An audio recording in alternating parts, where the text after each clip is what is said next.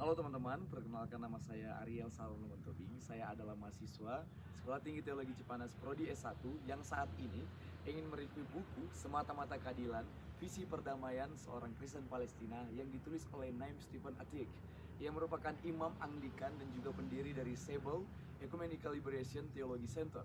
Ia menulis buku ini untuk membahas bagaimana perspektif Kristen Palestina terhadap konflik di Timur Tengah yang mungkin sampai saat ini pun kita masih mengabaikannya saja. Nah, dalam buku ini Atik membahas tentang teologi perdamaian, interpretasi Alkitab, dan juga upaya membawa perdamaian. Nah, Atik dalam awalan buku ini menguraikan bagaimana sejarah dari Kristen Palestina yang saat itu berkonflik dan bagaimana pandangan Kristen Palestina dan juga perbedaan akan teologi Kristen Barat yang saat ini dan bahkan saat itu juga selalu membela Israel.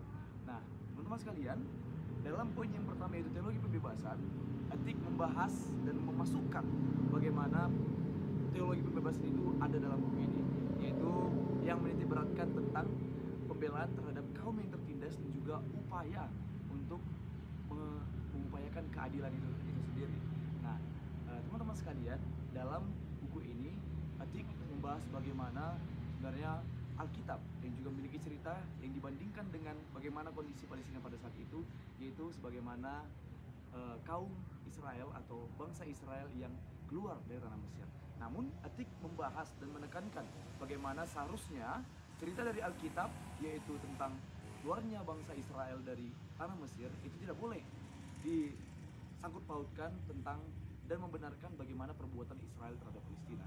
Nah, Atik membahas tentang bagian ini. Nah, dalam buku ini, poin yang kedua yaitu interpretasi Alkitab. Sebagaimana tadinya Atik membahas tentang bagaimana hukum atau cerita di Alkitab itu seharusnya tidak disamakan dengan tindakan Israel, sebagaimana Yesus yang dia maksudkan juga untuk sebagai pembawa dari keselamatan itu sendiri dan pembawa dari pembebasan itu sendiri. Nah, Atik dalam buku ini membahas bagaimana seharusnya orang Kristen itu harusnya lebih lagi untuk mengupayakan tentang keadilan yang terjadi di tanah Palestina, bagaimana mereka tidak seharusnya membela Israel yang merampas hak milik dari masyarakat di Palestina, namun sebaliknya mereka harusnya mengusahakan untuk bagaimana Yesus sebagai teladan yang sejati untuk memperdamaikan umat manusia dan memperjuangkan keadilan, sebagaimana Yesus yang hadir menjadi titik yang melawan dari ketidakadilan yang ada di tengah-tengah masyarakat. Dalam poin yang ketiga, Atik mengkritik juga tentang Zionisme Kristen yang menganggap bahwa perebutan tanah Palestina merupakan nubuat dari perjanjian Allah itu sendiri.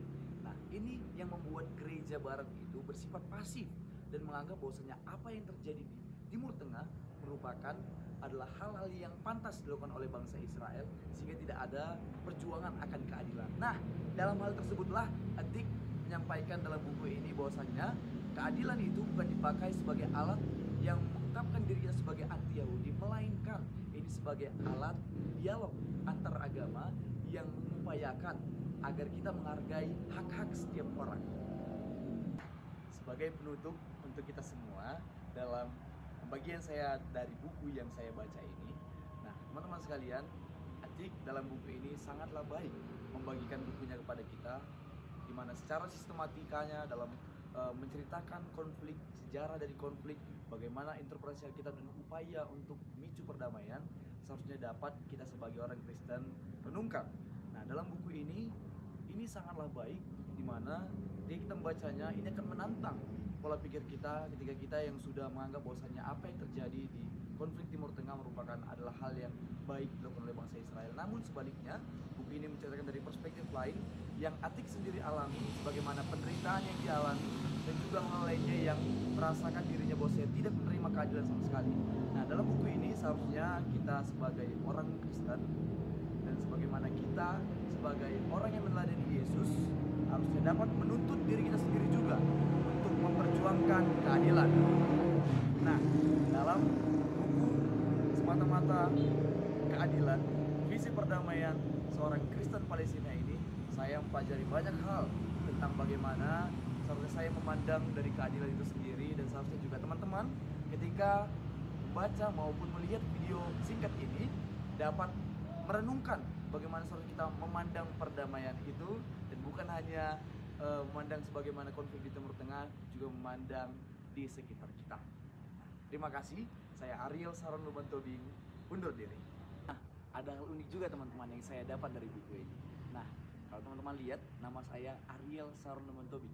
Nah, di sini juga dijelaskan, yaitu beliau Ariel Sharon yang merupakan mantan Perdana Menteri Pertahanan Israel dan juga mantan Perdana Menteri dari Perindustrian yang memiliki sentimen terhadap Palestina dan Israel, yang merupakan orang yang juga menyulut akan tidak adanya keadilan pada saat itu.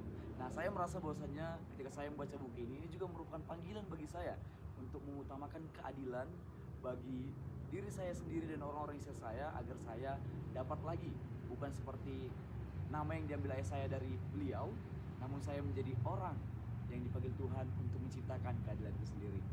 Terima kasih.